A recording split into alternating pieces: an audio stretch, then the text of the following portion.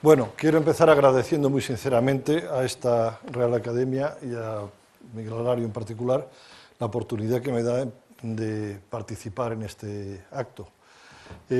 Yo conocí a Manuel Cardona en 1973 y debí ser, no, desde luego sé que no, el primer estudiante español o colaborador español que tuvo, porque antes estuvo Carlos Sánchez aquí presente, cuando Cardona estaba en la Universidad de Brown, antes de ir a Alemania. Yo fui en el año 73 y en esa época el Instituto Max Planck de Stuttgart tenía esta pinta. Era este edificio, estaba en el centro de Stuttgart, cerca de la estación de trenes, y el problema principal, uno de los problemas que tenía, es que no estaba demasiado acondicionado para experimentos finos.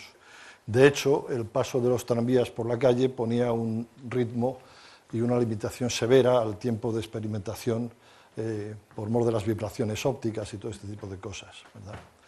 En esa primera época estuve 3 meses nada más y me encargó un trabajo, me enseñó todo lo que sé de espectroscopía Raman en ese momento en un trabajo sobre semimetales, bismuto, arsénico y antimonio. Aquello me gustó, así que cuando terminé la tesis, un par de años más tarde, volví y el Max Planck ya era otra cosa. En 1976 era un edificio como es debido, ya sigue siendo muy moderno a día de hoy y no había ningún problema de tranvías alrededor. Tuve 2 etapas, una en el 76, donde estuve casi 1 año y medio básicamente, trabajando en scattering Raman resonante en óxido de zinc y en diamante, y asimismo, más tarde, 6 años más tarde, en la determinación de secciones eficaces absolutas del scattering Raman en un montón de semiconductores distintos. En esta última época, en 1981, el grupo de Cardona se parecía, era sin más. Aquí se puede ver a don Manuel Cardona, agachado en el extremo de la fila. Este es quien les habla. Sí, soy yo. Y otro de los intervinientes de hoy, Luis Viña, que también ha cambiado lo suyo de un tiempo a esta parte. Este grupo de 1981, que no está al completo, es sin embargo bastante numeroso. Y quitando a 3 técnicos que andan, se me olvida dónde está por aquí, los técnicos encargados de mantenimiento de láseres y de material de vacío, cosa que ya me pareció un lujo y me sigue pareciendo un lujo, tener técnicos, digamos, cualificados en los laboratorios. Todos los demás son colaboradores directos, o doctorandos, estudiantes doctorales, algún senior hay por aquí, Lothar Lai. Lo que quiero decir al respecto de esto es que la estructura del grupo no era demasiado jerárquica. Todos dependíamos directamente de Manuel, todos consultábamos con él nuestros problemas, nuestras dudas, y él tenía los problemas y las dudas de todos nosotros en la cabeza, y podía cambiar de cada uno al siguiente sin solución de continuidad y darnos soluciones a todos en un margen de tiempo mínimo. Era una verdadera máquina de almacenar información y de dar respuestas correctas y soluciones a los problemas individuales. De esa época me gustaría recordar un artículo, uno de mis primeros artículos con él, que es este de aquí, Scattering Raman resonante en óxido de zinc, donde se trataba de determinar potenciales de deformación y otra serie de parámetros fundamentales de este material mediante espectroscopía Raman. El método de trabajo con Manuel Cardona era, por supuesto, él sugería el tema, no faltaría más, y uno se proporcionaba la muestra, y uno buscaba horas de laboratorio. Aquí tengo que decir que, dado que el número de espectrómetros no era grande, era 3 espectrómetros Raman, en la época tenía, y como todos nosotros, como se puede ver, eran grupos bastante numerosos, había cada semana un turno, una reunión para distribuir las horas de trabajo.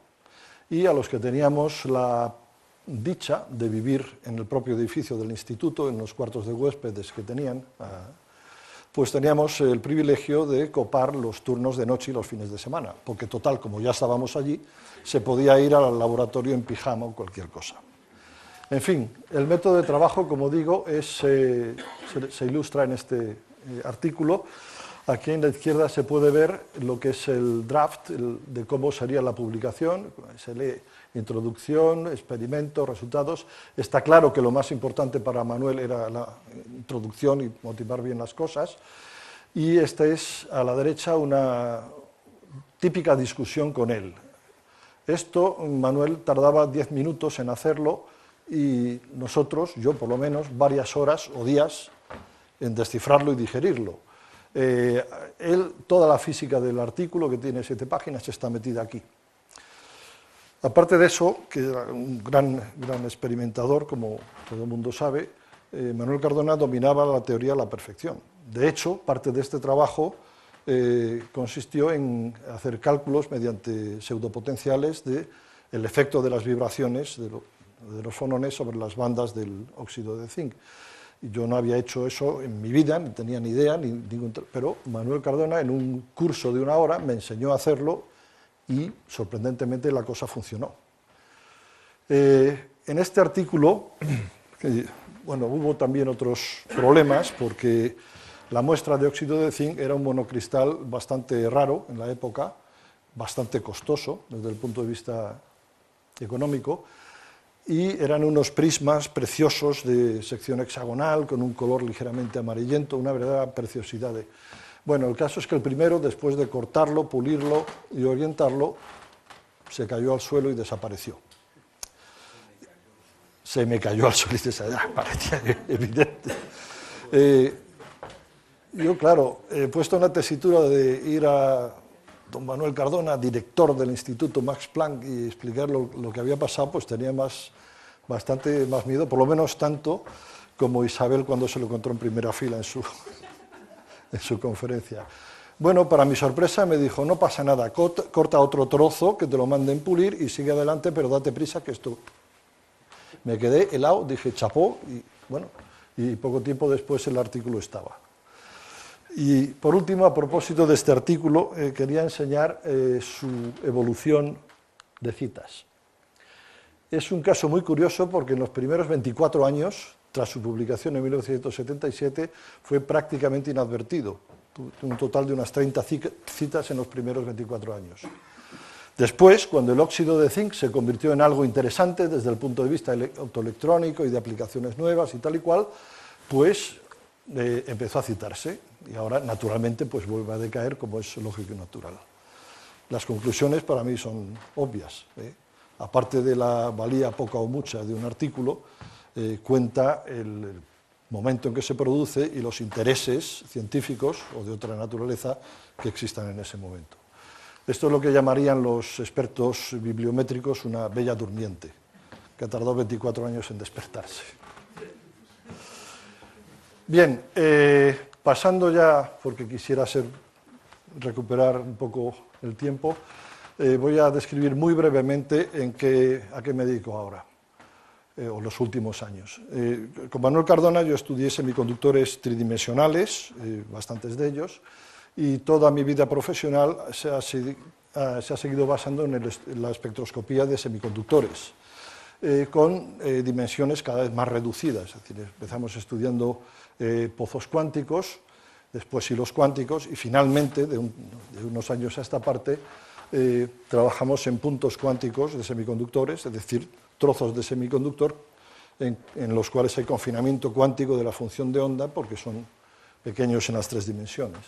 Y lo que hacemos con ellos es intentar avanzar en el terreno de los emisores de fotones individuales y también formas de acoplar ópticamente diferentes puntos cuánticos que estén relativamente macroscópicamente separados, ¿verdad? Estas cosas tienen su interés en, digamos, tratamiento cuántico de la información y cosas que están bastante de moda ahora mismo. El equipo de trabajo presente y reciente es este que aparece aquí, es casi tan internacional como el de Cardona a día de hoy. En la primera fila está el equipo presente y los otros 4 son colaboradores de los últimos 4, 5, 6 años.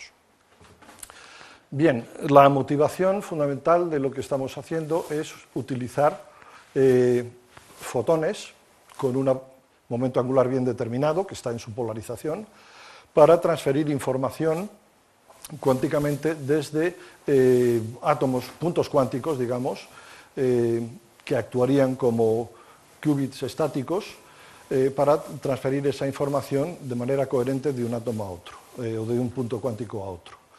Eso, en principio, requiere dos condiciones. Primero, debe ser posible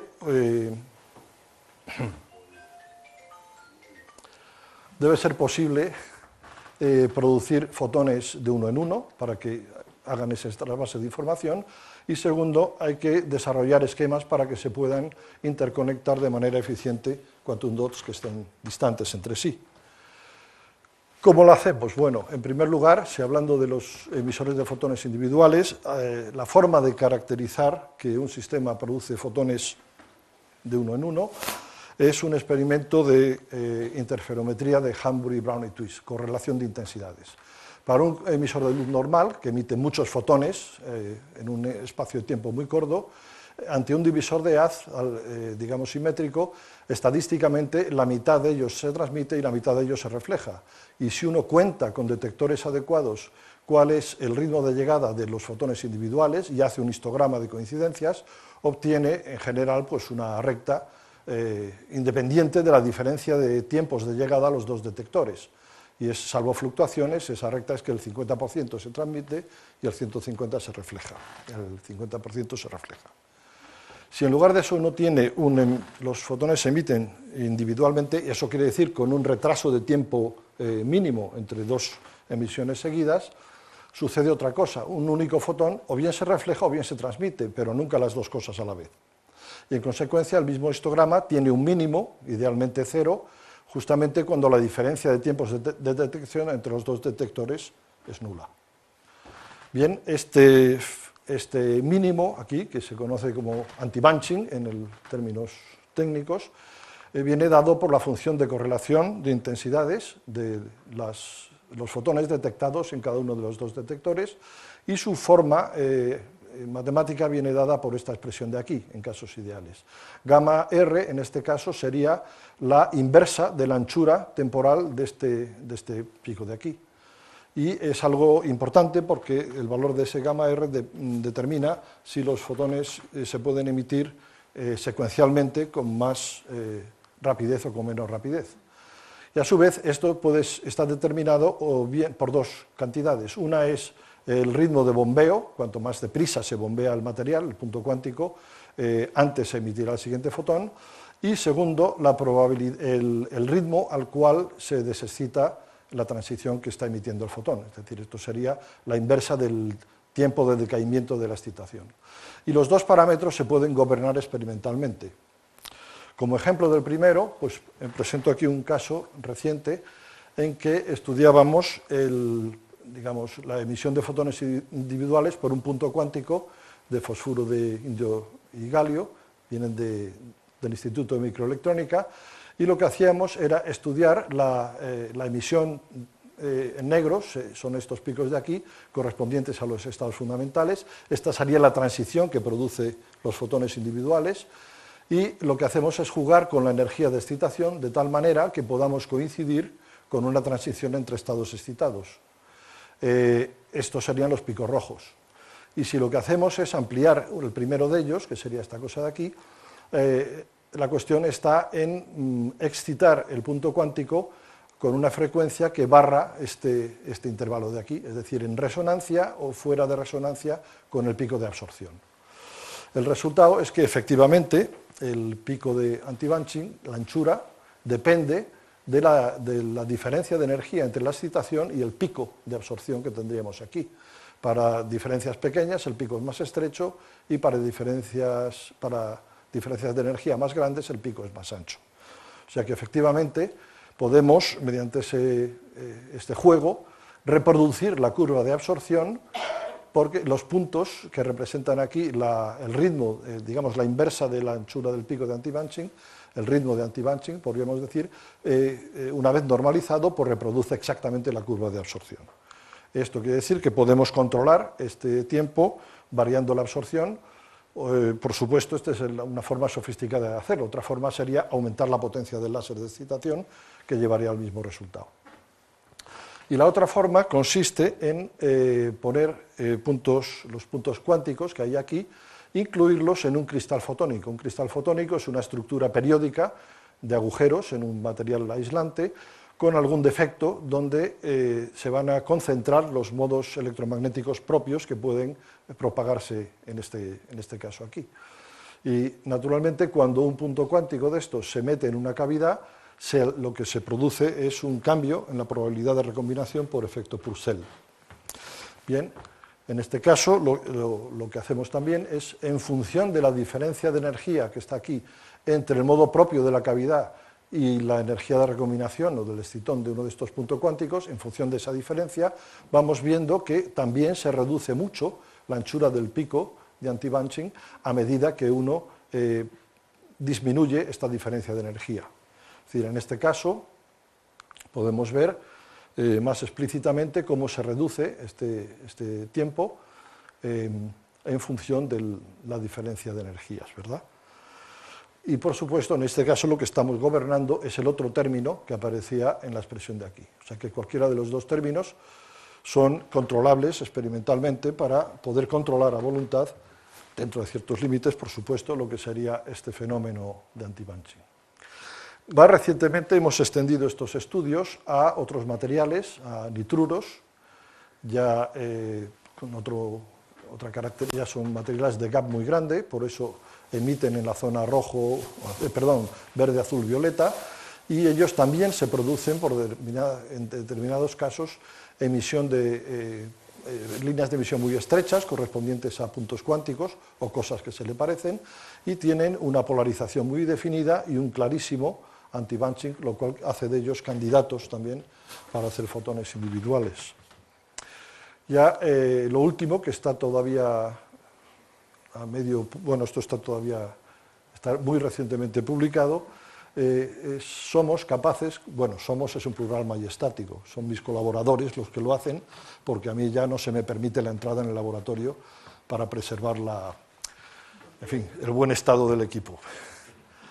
Lo que se hace, es mediante ondas acústicas superficiales que se excitan en el material con el material es piezoeléctrico, el sustrato, y con unos electrodos interdigitados y en radiofrecuencia se puede producir una onda acústica que lo que hace es comprimir y expandir periódicamente la red y por lo tanto cambiar periódicamente la energía de recombinación de los excitones.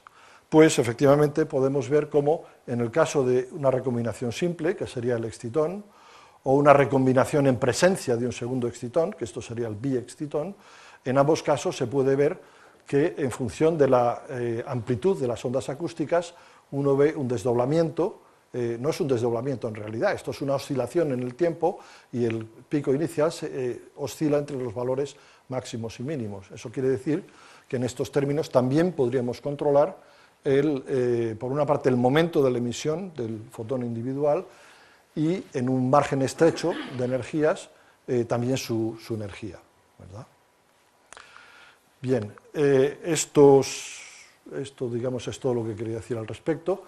La otra parte, que se refiere al acoplamiento entre puntos cuánticos distantes, la hacemos por el siguiente procedimiento. Esta es la misma cavidad que he enseñado antes, se puede reconocer aquí el hexágono.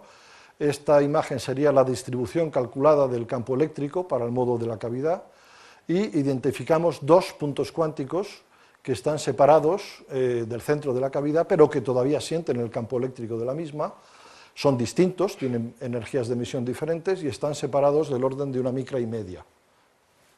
Bien, el experimento que hacemos es iluminar con dos láseres simultáneamente un punto cuántico. De estos dos láseres, uno está en resonancia con la emisión de este punto cuántico, es una excitación resonante, y el segundo láser se hace un barrido continuo alrededor de ese valor, de tal manera que en unos momentos los dos láseres coinciden con el máximo de emisión del punto cuántico, pero si no, lo que hace el segundo láser es barrer un poco el entorno espectral en el cual éste emite. y se observa la luz emitida por el modo de la cavidad y la luz emitida por el segundo punto cuántico, ¿vale? ¿Y qué es lo que encontramos? Pues aquí sería, el espectro donde se ve el punto cuántico B, bueno, en este caso sería el de abajo, el modo de la cavidad y el punto cuántico A. Y si hacemos, afortunadamente estoy terminando, y si hacemos ese experimento que he dicho, es decir, barrer uno de los dos láseres mientras el otro se mantiene fijo en uno de los dos puntos cuánticos, al examinar la luz que emiten o bien la cavidad o bien el segundo punto cuántico, vemos esta estructura.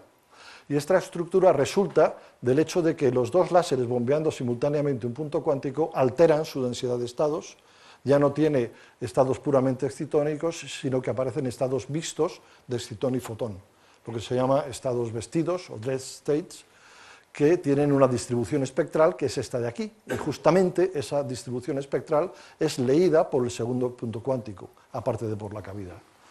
Este fenómeno es reversible y haciendo las cosas del revés, es decir, excitando en el punto cuántico B A y detectando en el punto cuántico B, se ve exactamente el mismo proceso. Es decir, en este caso lo que observamos es que si se hace un bombeo bicolor de uno de los puntos cuánticos, ese punto cuántico, sus estados se visten de fotones, es decir, se cambia la distribución espectral de sus estados, y esa distribución espectral puede ser leída por en la emisión del otro punto cuántico. Es decir, estamos leyendo en un punto cuántico información correspondiente al otro, que es un poco de lo que se pretendía. Bien, en el futuro pues contemplamos control determinístico de los emisores de fotones individuales, ponerlos en sitios concretos y que emitan en tiempos concretos.